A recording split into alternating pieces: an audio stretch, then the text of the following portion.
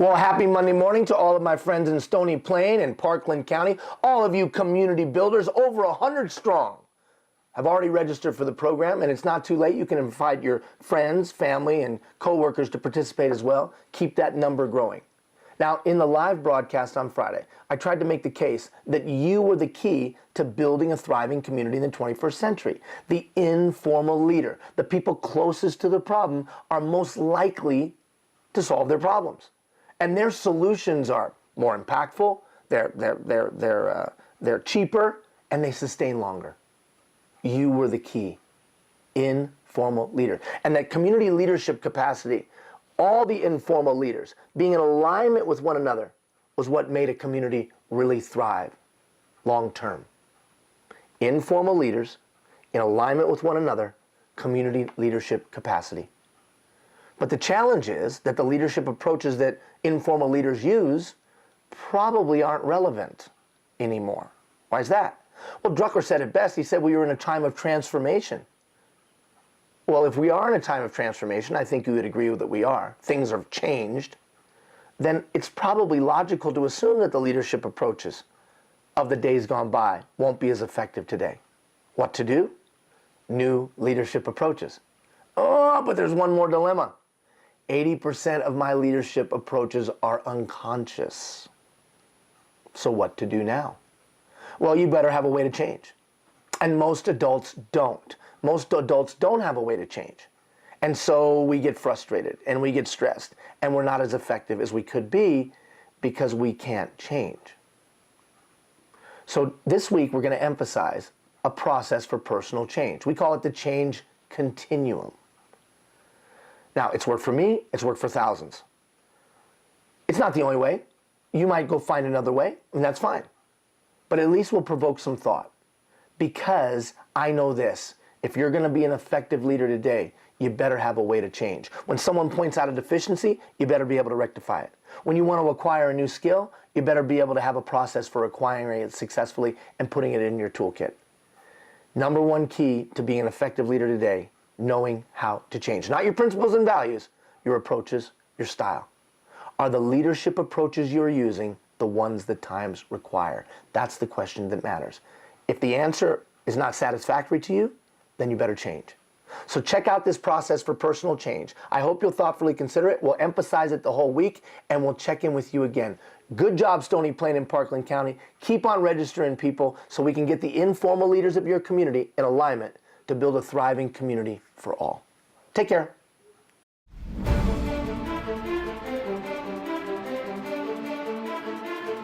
So it's called the change continuum, a process for personal change. So I've tried to make the case that things, they are a-changing. We're in a time of transformation, like Drucker said.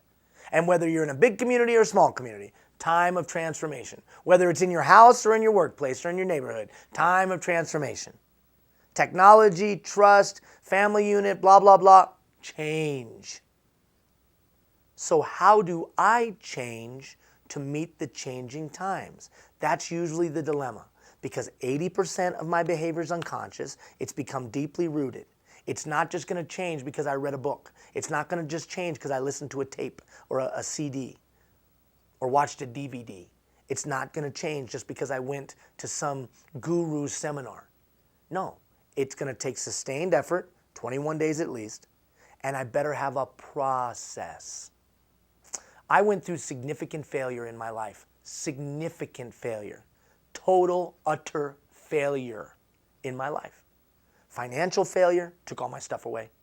Moral failure, my wife wanted to leave. Should have, long time ago. Failure. Total and utter failure. And I knew I needed to change. Heck, I knew before the crash I needed to change. But I didn't know how. I had no idea how to change. I knew I needed to, but had no idea to get from here to there. So we did as much research as we possibly could about this thing called change. And we came up with the following steps. Now, they were in your handout the other day, and they're here today in this email. Change. How do you change? What are the linear steps? Let's go through them.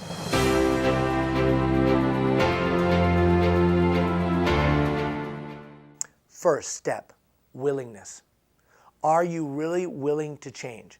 A lot of people talk change. A lot of people move their lips about change. But when push comes to shove, that's all it is. They're just talking and moving their lips. They're not willing to really change.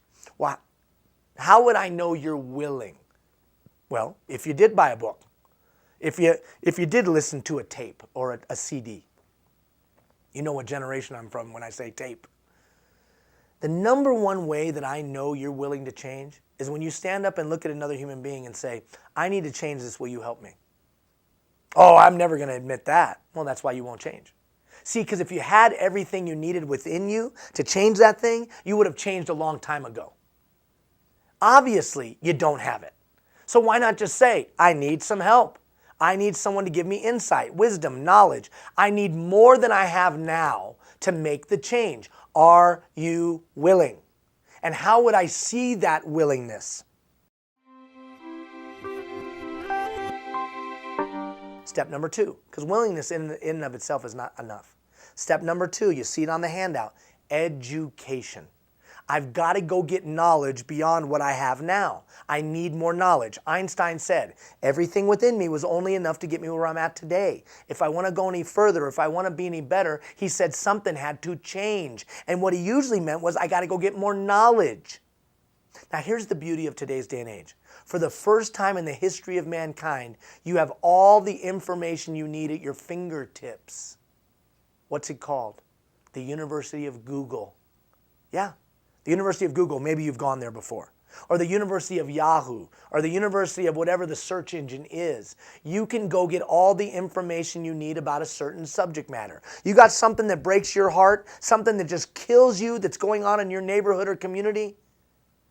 I care about this. This thing breaks my heart, Ian. Well, how knowledgeable are you?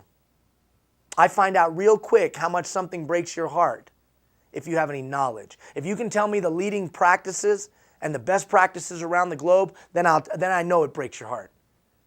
Good-hearted, well-meaning people screw things up every day because they don't have any knowledge. So take the time to go get the knowledge. 15 minutes a day. Take the thing that breaks your heart and go spend 15 minutes a day learning about it. Or take the thing that you know you're not very good at and take 15 minutes a day and learn about it. By going to the University of Google and typing in best practices in whatever breaks your heart. Or best practices on the thing you want to get better at. Or best practices on the thing you want to change. You'll get 495,000 responses in 1.29 seconds. And if you're on ExploreNet, it'll be 7.9 seconds.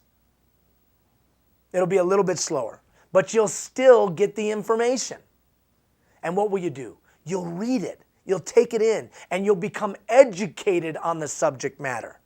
Educated on the thing you want to change, educated on the thing you want to grow on, educated on the thing you want to impact. Go get the knowledge. Tired of dealing with people who want to make the world a better place, but aren't willing to put in the time to get the knowledge to make the world a better place.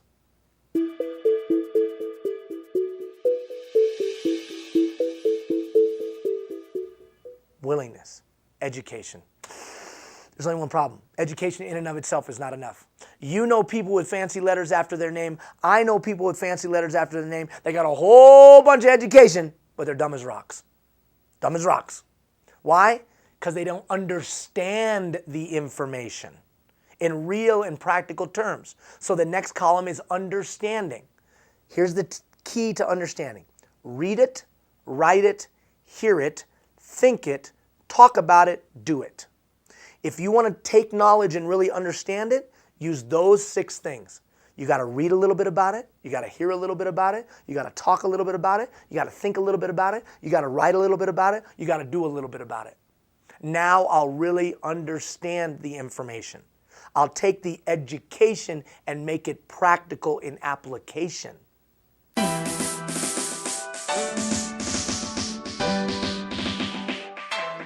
Step number 1, willingness. Step number 2, education. Step number 3, understand it through that blended learning that I just described.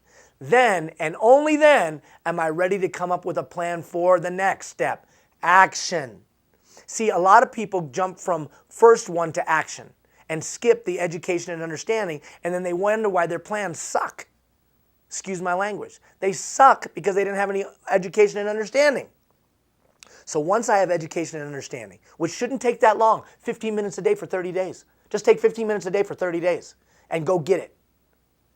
And now I'm ready to put together a plan. Now, I'm not going to go into a long dissertation about building the plan. I'll just say this. The action needs to be focused. There's a lot of people that are just out there taking action but getting nothing done. So the action needs to be focused. How do I focus it? Clearly defined objective. Clearly defined timelines.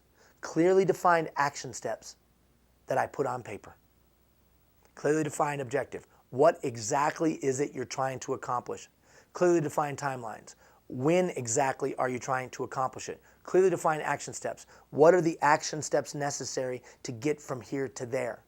Now, we'll have plenty of time to unpack this planning model, but for now, clearly defined objective, clearly defined timeline, clearly defined action steps that I put on paper. Make it real.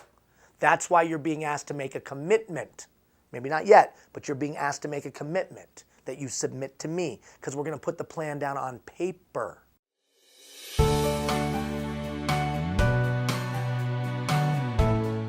Next step, accountability, that I put on paper and give to somebody else. Who in your life have you given permission to tell you what to do? Who are you going to take that thing that breaks your heart, go get the education, really understand it, put a plan on paper? Who are you going to give to somebody else and say, now make sure I do this? Accountability. Mario Lemieux, Sidney Crosby, the greatest hockey player, Wayne Gretzky, all of these people all had a what? A coach. Luciano Pavarotti, Aretha Franklin, the greatest singers the world has known throughout the ages, all had a vocal coach. All phenomenal performers have somebody that they let speak into their life. That's called wisdom. Do you have enough wisdom to let somebody hold you accountable? If you really want to change, you'll take that plan, put it on paper, and give it to an accountability partner. Through this process, I can be that, but I'm not with you every day. You need to have an accountability partner that's near you, that can really see what you're doing all the time. Me, you're going to send me an email here and there and talk to me face to face a couple of times, and you can shine me on if you know what I mean. But that person close to you? Probably not. So who are you? Who's that accountability partner that when push comes to shove, you know you're going to have to look them in the eye and they're going to ask, have you done what you said you're going to do?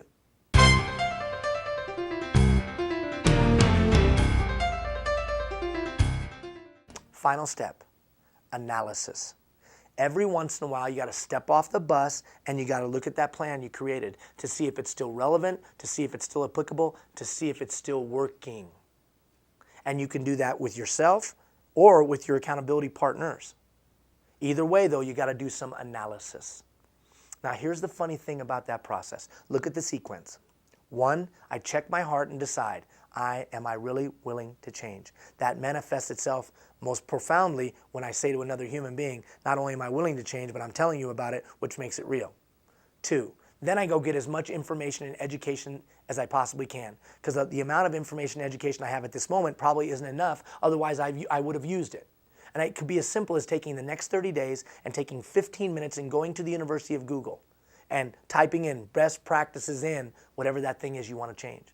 Then you got to understand that information. So it's not enough just to read it. You got to think it, you got to write it, you got to hear it, you got to talk about it, and then you got to be some doing of it so you truly understand the concepts and the information you're trying to be educated on.